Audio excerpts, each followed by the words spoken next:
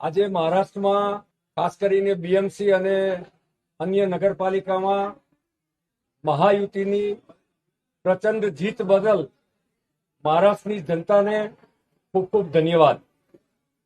મહારાષ્ટ્રની આ બીએમસી અને અન્ય નગરપાલિકાની જીત એ સાચા અર્થમાં ડબલ એન્જિન સરકારની જીત છે. સાચા અર્થમાં નરેન્દ્રભાઈ મોદીનું નેતૃત્વ અને મહારાષ્ટ્રમાં દેવેન્દ્ર ફડણવીસના નેતૃત્વની જીત છે. સાચા અર્થમાં 2047ના નરેન્દ્રભાઈના સંકલ્પને મહારાષ્ટ્રની જનતાનું જબરજસ્ત સમર્થન છે. સાચા અર્થમાં એક પ્રકારની સરકારની સ્પષ્ટ નીતિ, સ્પષ્ટ દિશાની આ જીત છે.